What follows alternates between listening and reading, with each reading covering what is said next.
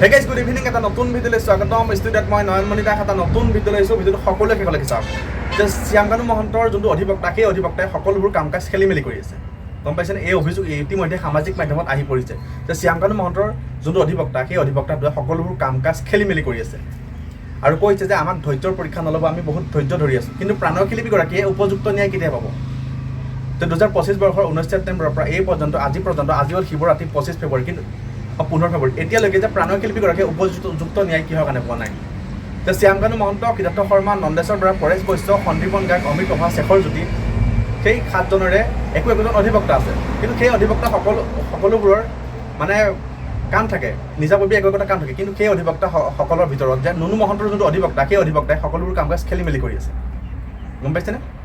যে বিশেষ অভিযোগ আহি পৰিছে যে শ্যামকানু মহন্ত, আৰু সেইটো কোন হয়, যে শ্যামকানু মহন্ত কোন হয়, অৰ্থাৎ শ্যামকানু মহন্তৰ সম্পৰ্ক কি, অৰ্থাৎ নুনু মহন্তৰ সম্পৰ্ক কি, সেইটো সামাজিক মাধ্যমত মই বাৰম্বাৰ কৈ আহি আছোঁ। গম পাইছেনে? কিন্তু সেই নৰপিশাচটোৱে, সেই পাখণ্ডটোৱে যে জুবিন গাৰ্গক হত্যা কৰিছিল, গম পাইছেনে? মই স্পষ্ট কণ্ঠ কৰিব পাৰোঁ, সেই পাখণ্ডটোৱে জুবিন গাৰ্গক হত্যা কৰিছিল আৰু তাৰ নাম মই কি দিছোঁ? নুনু মহন্ত।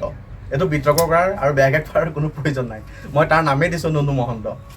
কিন্তু যে প্ৰাণৰ শিল্পীগৰাকীক কিহৰ কাৰণে তহঁতি হত্যা কৰিছিলি, এইটো আমাক উত্তৰ লাগিব। আৰু সকলোৱে ভিডিঅ'টো ইমানেই শ্বেয়াৰ কৰক যাতে জুবিন গাৰ্গে উপযুক্ত ন্যায় পোৱাৰ লগতে যাতে justice for Zubeen Garg 1 billion হয়। গম পাইছেনে? এতিয়া শ্যামকানু মহন্তৰ অৰ্থাৎ সিদ্ধাৰ্থ শৰ্মাৰ, সন্দীপন গাৰ্গৰ, শেখৰ জ্যোতিৰ, অমিত প্ৰভাৰ, নন্দেশ্বৰ বৰাৰ, পৰেশ বৈশ্যৰ সকলোৰে একোজন অধিবক্তা আছে।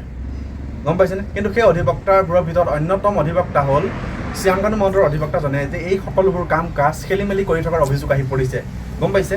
আৰু জুবিন গাৰ্গৰ 13 ফেব্ৰুৱাৰী তাৰিখে যোনখন মানে হত্যাৰ শুনানি গ্ৰহণ কৰা হৈছিল, সেই শুনানিত যে বহুতো কথা কোৱা হৈছে আৰু সেই শুনানিত অভিযোগ আহি পৰিছে যে ইচ্ছাকৃতভাৱে জুবিন গাৰ্গৰ ন্যায় প্ৰক্ৰিয়াটো দেৰি কৰি থকা হৈছে আৰু জুবিন গাৰ্গে ন্যায় পাবলৈ এখন ফাষ্ট ট্ৰেক আদালতৰ প্ৰয়োজন, অৰ্থাৎ দৰকাৰ। এই মন্তব্য কৰিছে ভগ্নী পামী বৰঠাকুৰ আৰু জুবিন গাৰ্গৰ পত্নী গৰিমা শইকীয়া গাৰ্গ আৰু জুবিন গাৰ্গৰ অধিবক্তাই কৰিছে যে এখন ফাষ্ট ট্ৰেক আদালতৰ প্ৰয়োজন, তেতিয়াহে হয়তো জুবিন গাৰ্গে ন্যায় পাব। কিন্তু জুবিন গাৰ্গে ন্যায় পাবলৈ আৰু 20 বছৰ লাগিব বুলি কৈছে আৰু জুবিন গাৰ্গৰ ন্যায় প্ৰক্ৰিয়াটো ইচ্ছাকৃতভাৱে দেৰি কৰি থকা হৈছে, অৰ্থাৎ লেহেমীয়া কৰি থকা হৈছে। গম পাইছেনে?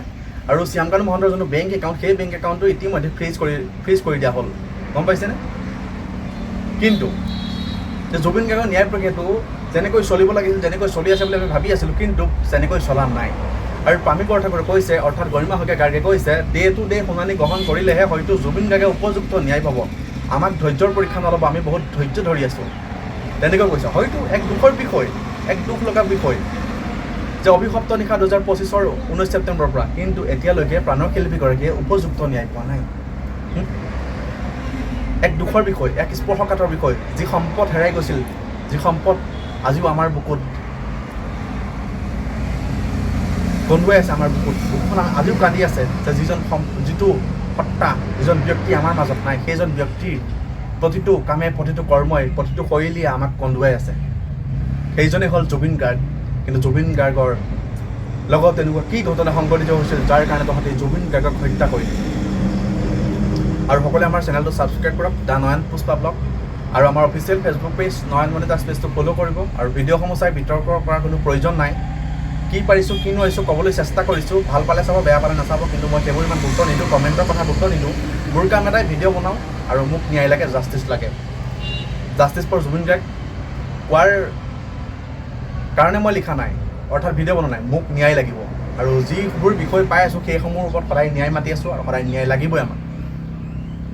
আৰু সেই নৰপিশাচকেইটাই উপযুক্ত শাস্তি পাবই লাগিব। আৰু 18জন প্ৰৱাসী অসমীয়াই আইনৰ আওতালৈ আহিবই লাগিব। কিন্তু আইনৰ আওতালৈতো আহিবই লাগিব, তেখেতসকলো জেলত থাকিব লাগিব আৰু তেখেতসকলক এৰেষ্ট কৰিবই লাগিব।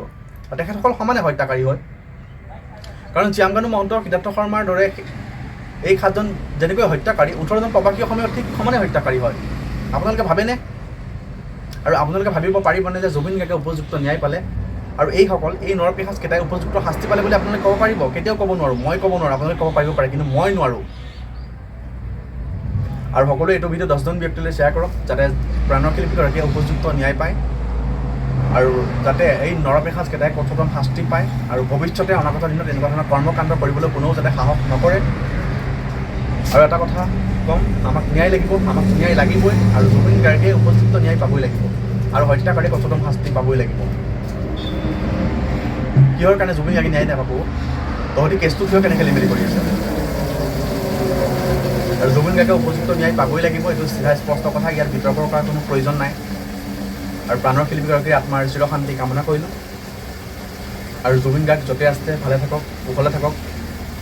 আৰু সকলোৱে লিখিব justice for Zubeen Garg, justice for Zubeen Garg. নতুন নতুন ভিডিঅ'সমূহ আহি আছে।